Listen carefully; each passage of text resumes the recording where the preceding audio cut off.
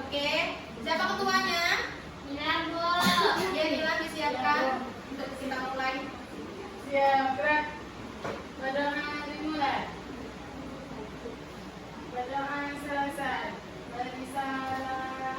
Assalamualaikum warahmatullahi wabarakatuh. Waalaikumsalam warahmatullahi wabarakatuh. Ini hadir semua? Hadir, Bu.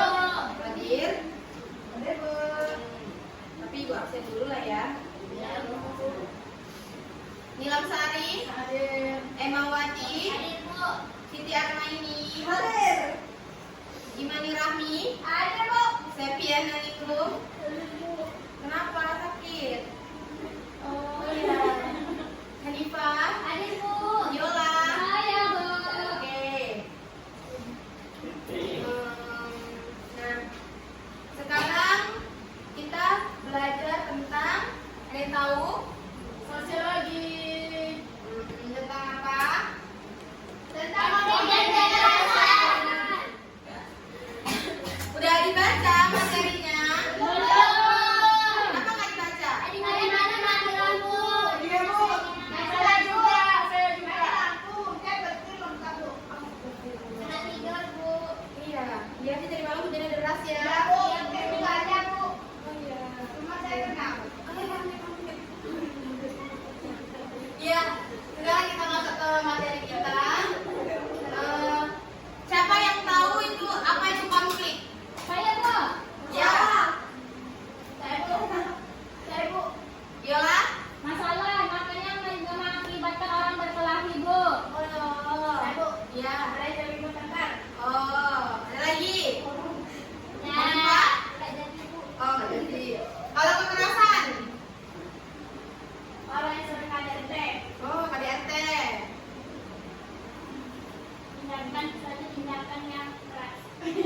Saya, Bu, tunggu-tungguan. Tunggu-tungguan? Ya. Nah, Saya, Bu, saya. pengertian. Proses sosial antara dua orang atau lebih di mana salah satu pihak berusaha ingin menyingkirkan pihak yang lain dengan menghancurkannya. Ya, apa? Suatu peristiwa di mana salah satunya itu mengalami kerugian. Oke, bilang. Kalau kekerasan itu, Bu, konfliknya itu udah di yang paling atas, Bu. Oke. Nah, konflik itu merupakan gejala sosial yang seringkali muncul dalam kehidupan bermasyarakat. Di dalam kehidupan masyarakat terdapat beberapa bentuk konflik dilihat dari sudut pandang yang berbeda-beda. Nah, sekarang kita akan belajar mengenai bentuk-bentuk konflik yang dialami dari pandangan para ahli sosiologi. Menurut Suherjono Sukanto menyebutkan ada 5 bentuk khusus konflik yang terjadi dalam masyarakat. Kelima bentuk itu adalah konflik pribadi, konflik politik, konflik sosial, konflik antar kelas, dan konflik yang bersifat internasional. Lalu yang kedua konflik pribadi, yaitu konflik yang terjadi di antara orang perorangan karena masalah-masalah pribadi atau perbedaan pandangan antar pribadi dalam menyikapi suatu hal. Yang ketiga konflik politik, yaitu konflik yang terjadi akibat kepentingan atau tujuan politis yang berbeda antara seseorang atau kelompok. Nah, yang keempat konflik rasial, yaitu konflik yang terjadi di antara kelompok ras yang berbeda karena adanya kepentingan dan kebudayaan yang saling bertabrakan. Konflik antar kelas sosial, yaitu konflik yang muncul karena adanya perbedaan kepentingan di antara kelas-kelas yang ada di masyarakat. Konflik yang bersifat internasional itu konflik yang melibatkan beberapa kelompok negara atau blok karena perbedaan kepentingan masing-masing. Sementara itu menurut Ralph dan Randolph mengatakan bahwa konflik dapat dibedakan atas macam, yaitu sebagai berikut. Ada konflik antara atau yang terjadi dalam peranan sosial atau biasa disebut dengan konflik peran. Konflik peran ini adalah suatu keadaan di mana individu menghadapi harapan-harapan yang berlawanan dari bermacam-macam peran yang dimilikinya. Lalu konflik antara kelompok-kelompok sosial. Lalu konflik antara kelompok-kelompok yang terorganisir dan tidak terorganisir. Dan yang terakhir konflik antara satuan nasional seperti antar partai, antar negara atau organisasi. Sering dengar konflik antar politik? Sering bu, pada saat pemilu. Nah, kalau antar negara apa? Perang bu, perang. Oke, konflik berdasarkan bentuk. Berdasarkan bentuknya kita mengenal konflik realistis dan konflik non realistis. Konflik realistis adalah konflik yang berasal dari kekecewaan individu atau kelompok atas tuntutan-tuntutan maupun perkiraan-perkiraan keuntungan yang terjadi dalam hubungan-hubungan sosial. Nah, konflik non realistis itu adalah konflik yang bukan berasal dari tujuan saingan yang bertentangan, tapi dari kebutuhan untuk meredakan ketegangan, paling tidak dari salah satu pihak. Adapun pengertian dari kekerasan. Pada ulasan, setelah dapat kita lihat bersama bahwa sebuah konflik itu dapat muncul apabila disertai dengan luapan perasaan tidak suka, benci, dan lain sebagainya. Bahkan sampai disertai munculnya keinginan untuk menghancurkan atau menghabisi lawan atau pihak lain. Jangan kayak gitu ya kalau benci sama orang. Ya, Jadi Bu. bakalan tunggu anak orang nanti. Lalu ada bentuk-bentuk kekerasan dalam kehidupan nyata di masyarakat. Kita dapat menjumpai berbagai tindak kekerasan yang dilakukan oleh anggota masyarakat yang satu terhadap anggota masyarakat yang lain. Apa ini contohnya? Siapa yang bisa memberikan contoh bentuk-bentuk kekerasan dalam kehidupan masyarakat? Saya lah bu, saya. Mana dulu? Ya. Kehidupan masyarakat bisa juga contohnya seperti anak muda tawuran bu. Oh iya ya. Terus ada lagi? Hah? Ada lagi? Enggak. Yang lain ada lagi? Kekerasan. Iya, di dalam masyarakat. Saya bu, perang antar kampung. Nah ya. Sering pernah terjadi? Pernah. Lalu ada kekerasan langsung, yaitu suatu bentuk kekerasan yang dilakukan secara langsung terhadap pihak-pihak yang ingin dicederai atau dilukai. Siapa yang pernah nampak orang tawuran atau yang berantem sampai luka? Dan videonya ada bu. Lihat video. Kalau secara langsung tidak Saya pernah. pernah. Sekolah. Ya, di sekolah. Iya, iya. Hilang? Orang mencuri foto informasi. Oh, iya. Oh. Kekerasan tidak langsung itu adalah suatu bentuk kekerasan yang dilakukan seseorang terhadap orang lain melalui sarana. Nah, adapun penyelesaian konflik, cara pengendalian konflik dan kekerasan, konflik merupakan gejala sosial yang senantiasa melekat dalam kehidupan setiap masyarakat. Nah, sebagai gejala sosial, konflik hanya akan hilang bersama hilangnya masyarakat itu sendiri. Oleh karena itu, yang dapat kita lakukan adalah mengendalikan agar konflik tersebut tidak berkembang menjadi kekerasan. Proses terjadinya konflik sosial, mengenai tahapan atau terjadinya konflik, ada beberapa menurut pendapat para ahli. Yaitu ada proses terjadinya konflik menurut Robbins pada tahun 1996. Menurut Robbins, ada 5 tahap atau 5 proses terjadinya konflik. Itu ada oposisi atau ketidakcocokan potensial, kondisi yang menciptakan kesempatan untuk memunculkan sebuah konflik. Kondisi tersebut tidak perlu mengarah ke konflik, namun salah satu kondisi tersebut perlu apabila konflik harus muncul yang sama, yang mana kondisi tersebut dikelompokkan dalam 3 kategori: komunikasi, struktur, dan variabel pribadi. Kognisi dan personalisasi. Kognisi dan personalisasi adalah persepsi dari salah satu pihak atau masing-masing pihak terhadap konflik yang sedang dihadapi. Kalau perilaku mencakup tindakan dan reaksi yang dibuat untuk menghancurkan pihak lain. Kalau hasil adalah hubungan aksi reaksi antar pihak yang berkonflik dan menghasilkan konsekuensi. Proses terjadinya konflik menurut Pondey itu ada konflik laten. Konflik laten adalah tahap dari munculnya faktor penyebab konflik di dalam organisasi. Konflik yang mempresentasikan artinya adalah salah satu pihak memandang pihak lain sebagai penghambat atau penghalang mencapai tujuannya. Faktor yang mempengaruhi muncul konflik. Ada beberapa faktor, yaitu yang pertama ada beberapa faktor yang konflik termasuk perbedaan nilai dan kepercayaan. Konflik dapat timbul karena adanya perbedaan dalam nilai-nilai keyakinan atau norma-norma yang dipegang oleh individu atau kelompok. Yang kedua, keterbatasan sumber daya, persaingan antar sumber daya seperti uang, waktu atau ruang dan menyebabkan konflik.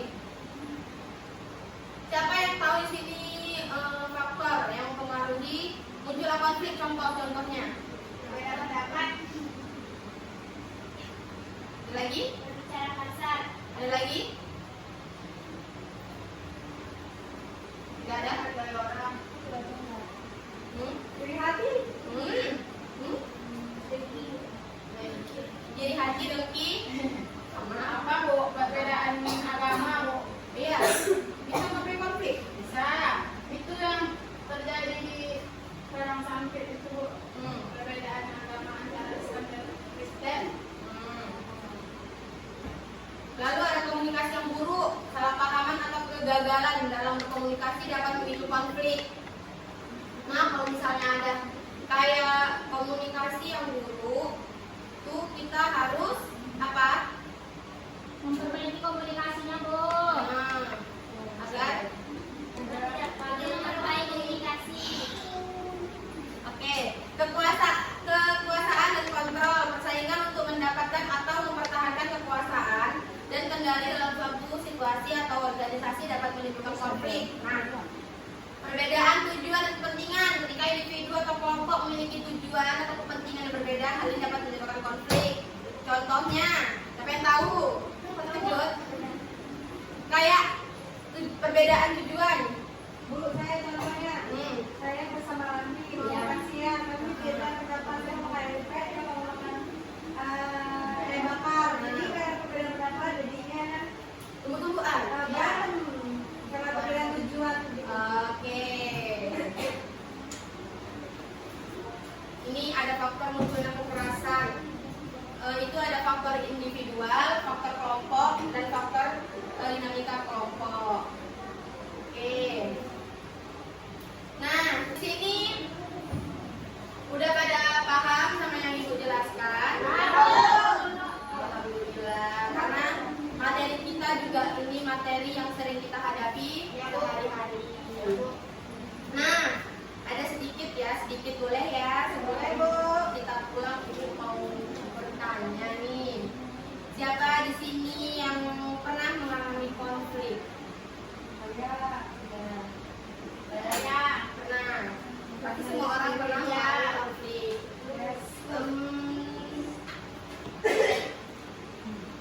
Apa ya? Panas.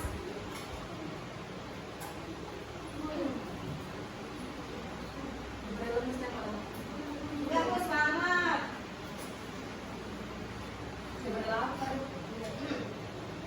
Oke, coba Ibu bertanya. Ini maunya kelompok atau individu? Individu. Oke. Siapa yang bisa memberikan contoh? Tunggu dulu ya. Siapa yang bisa menjelaskan perbedaannya konflik dan kekerasan? Ya, Imani. Konflik itu suatu kejadian yang akan terjadi. Sedangkan kekerasan itu adalah wujud dari pasifik konflik. Oke. Yang kedua, apakah kalau konflik itu bisa terjadi kekerasan kalau dia konflik? Ya, Emma. Bisa Bu. Karena konflik itu kan Bu untuk memicu kekerasan Bu. Jadi dia terjadilah kekerasan. Oke. Simpel kan jawabannya? Kakak satu lagi ya. Besok kita pulang, oke?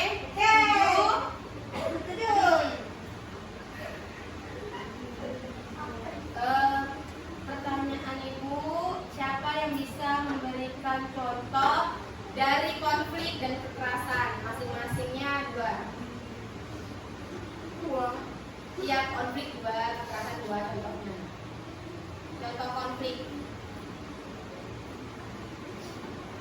Bisa?